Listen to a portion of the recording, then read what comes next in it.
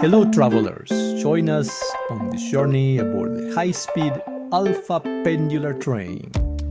This is Trailblazing Adventures, where we offer you itineraries, recommendations, and tips for unforgettable adventures. Portugal has a rich railway history. The first journey between Lisbon and Porto was in 1856 and took approximately 10 hours. Today we'll do it in 3 hours on the modern Alfa Pendular CP4000, a high-speed tilting train that reaches speeds of 220 kilometers per hour.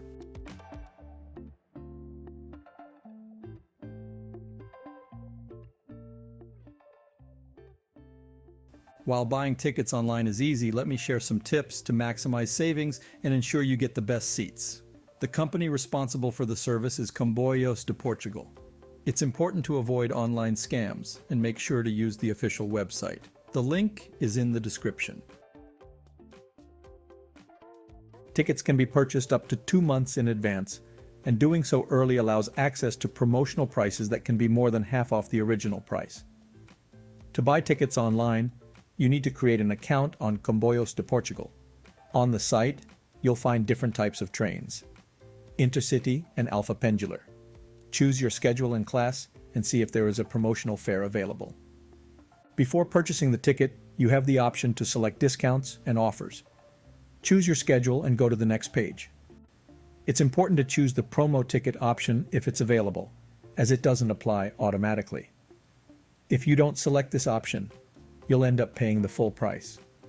You can also check if any other discounts apply to you: youth, senior, child, etc. When selecting a seat, you can choose different carriages. Most people choose the default seat and carriage that appear on the screen, and the other carriages tend to be empty. Deselect the automatically assigned seat.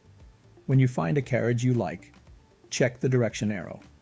Choose a seat facing left to see the sea and the best view upon arrival in Porto. Also check the seat facing forward in the same direction as the journey. Then, proceed to the data and payment screens. We had to try 3 different cards until one worked. Hopefully, you'll have better luck. When you arrive at the main entrance of Santa Apollonia, keep walking and you'll find the platforms dedicated to the Alfa Pendular. The first stop of the train is Oriente Station, designed by Santiago Calatrava. It's an impressive example of modern architecture, with its steel and glass structure that evokes a futuristic forest.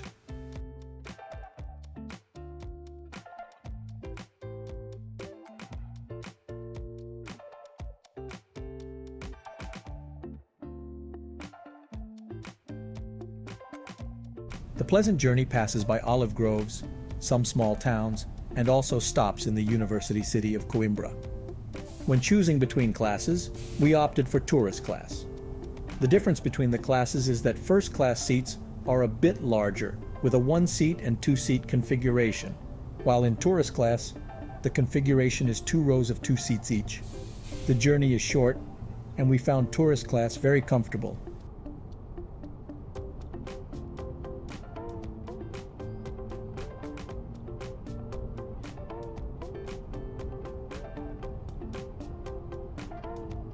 The seats are a good size for an average person and have a small recline if you wish. There is enough space between them. There's even a foldable footrest. There's space for small suitcases overhead or larger ones at the ends of the carriage.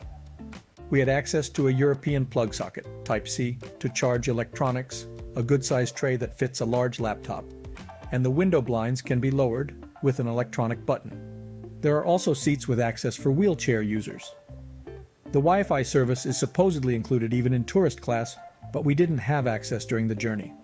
The journey is very smooth, making it incredible that you're traveling at such a high speed. My only issue, although it might have been bad luck, was that a couple of passengers spent the trip talking on their cell phones. É que imagina, eu tenho que saber quem é que eu agora esteja no primeiro organograma, mas eu tenho que decorar a cara das pessoas para saber. I think all trains should have at least one carriage where phone conversations are not allowed. At least it helped me try to understand Portuguese and then listen to music with my noise-canceling headphones. Always handy. Tell me, am I right or am I becoming a grumpy old man? Let me know in the comments.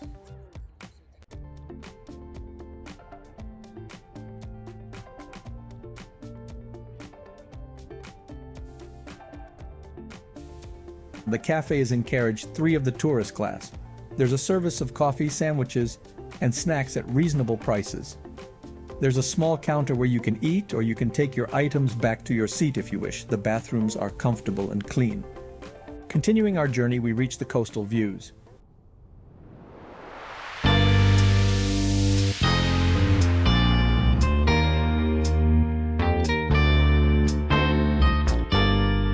The arrival in Porto by train is truly spectacular and immediately made it to my list of favorite city views from a train. The view of the bridges over the Douro River and Ribeira in the distance is thrilling. Here's where I remind you again to book a seat on the left side to appreciate it.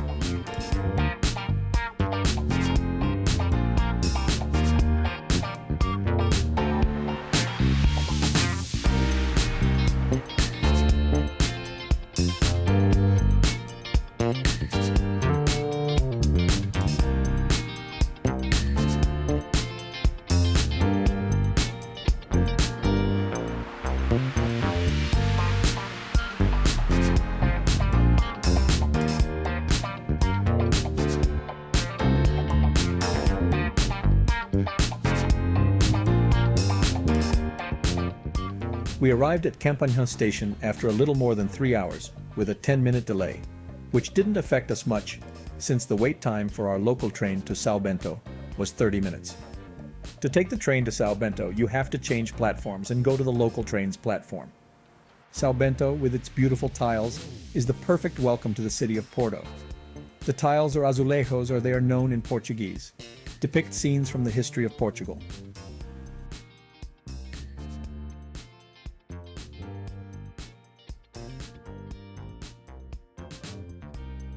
We stopped to appreciate the azulejo with the procession of the Virgin, which shows this religious scene deeply rooted in Portuguese culture and their devotion to the Virgin Mary. This azulejo, along with others in the station, was created by the artist Jorge Colasso between 1905 and 1906. In summary, we enjoyed this journey on the Alfa Pendular and recommend it as a transportation option between Lisbon and Porto. As always, we hope we've been helpful in planning your trip. If so, give the video a like, as it really helps promote our content to other travelers. Have you traveled on the Alfa Pendular? What do you think of the journey? Did we miss something important? Let us know in the comments. We say goodbye with a link to our video on everything you need to know for a complete 2-day tour of Porto. Happy travels!